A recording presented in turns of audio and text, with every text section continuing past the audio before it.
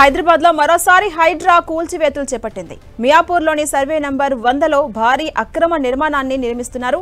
Survey number మార్చి అక్రమ నిర్మాణాన్ని చేపడుతున్నారు. హెచ్ఎండిఏ ఫెన్సింగ్ తొలగించి నిర్మాణం చేస్తున్నారు. అక్రమ నిర్మాణాన్ని తొలగించేందుకు హైడ్రా హెచ్ఎండిఏ అధికారులు వచ్చారు. హైడ్రా కూల్చివేతల నేపథ్యంలో పోలీసులు భారీగా మోహరించారు.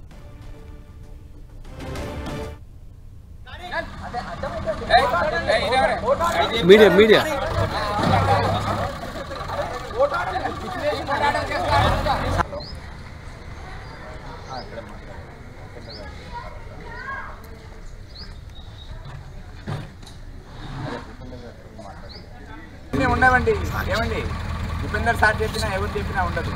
అప్డేట్స్ మా ప్రతినిధి రాముడు అందిస్తారు. రాముడు, మరోసారి హైడ్రా కూల్చివేతలకు దిగింది. ఈ నేపథ్యంలో అక్కడ హెచ్ఎండి అధికారులు ఇతర అధికారులు కూడా వచ్చారు. సరే, అక్రమంగా నిర్మించినటువంటి నిర్మాణాన్ని కూల్చివేస్తున్నారు. ఎలా చూడొచ్చు? అప్డేట్స్ ఏంటి రాముడు?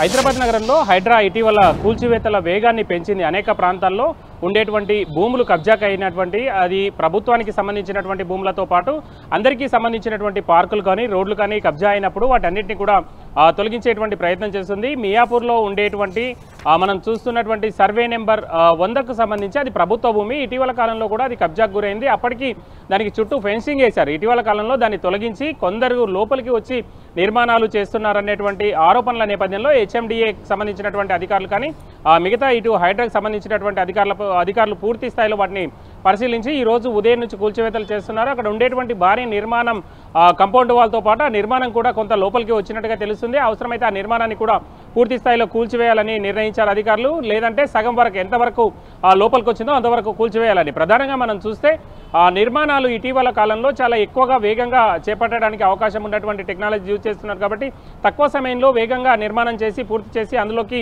వచ్చేస్తే ఎవరు కూల్చరు అనేది ఉంది. అయితే ఆ లోపు వీళ్ళు అధికారులు కూడా అదే చూశారు. అందులో ఖాళీగా ఉంది, నిర్మాణం జరుగుతుంది, ఇంకా ఖాళీగా ఉంది, ఎవరు పబ్లిక్ లేరు కాబట్టి దాన్ని తప్పనిసరిగా కూల్చివేయాలనేటువంటి ఆలోచనలో ఉన్నారు.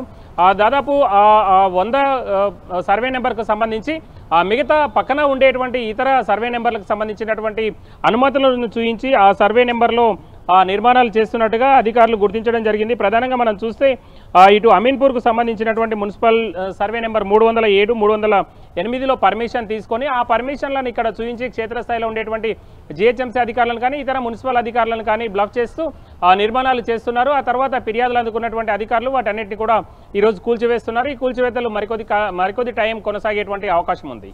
అదేవిధంగా రాముడు, ఆ భవన యజమాని ఎవరు? ఆ యజమానిపై ఏ విధంగా చర్యలు తీసుకునే అవకాశం ఉంది?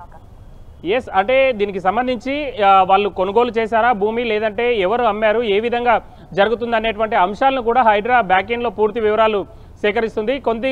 అంటే ఇలాంటి నిర్మాణాల విషయంలో కొంతమంది రాజకీయ నేతలు లేదంటే అక్కడ ఉండేటువంటి ల్యాండ్ గ్రాబర్స్ ఎక్కువగా ఇలాంటి వాటి వెనకాల ఉండి పని చేస్తుంటారు. కానీ అమాయకులను మాత్రం ముందుకు చూపుతారు అనేది ఉంది. అంటే ప్రభుత్వ భూమి కబ్జా చేసినటువంటి సెక్షన్ల కింద వాళ్ళకు ల్యాండ్ గ్రాబింగ్ దాని కింద కేసు పెట్టేటువంటి అవకాశం ఉంది. వాళ్ళు రిసీవ్ చేసి ఇంకా ఇబ్బందులకు గురి చేసి ఒకవేళ అక్కడ ఉండేటువంటి అధికారుల ఆ పనులకు ఆటంకంగా మారితే ఆ కేసులు కూడా వాళ్ళపైన బుక్ చేసేటువంటి అవకాశం ఉంది. ప్రధానంగా ఇప్పుడు వచ్చి కూలుస్తున్నారు.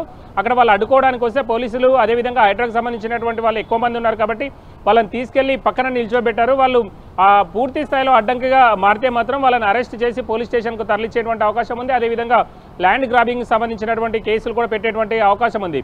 లేదు అని అంటే సాధారణ ప్రజలు అయితే ఒకవేళ మోసపోయారా ఏంటి అనేటువంటి అంశాలను కూడా వాళ్ళు గుర్తించి దాని పట్ల ఏ విధమైనటువంటి చర్యలు తీసుకోవాలనేటువంటి ఈ రెండు అంశాలపైన కూడా ఫోకస్ చేసేటువంటి అవకాశం ఉంది. రైట్, థ్యాంక్ యూ రాముడు.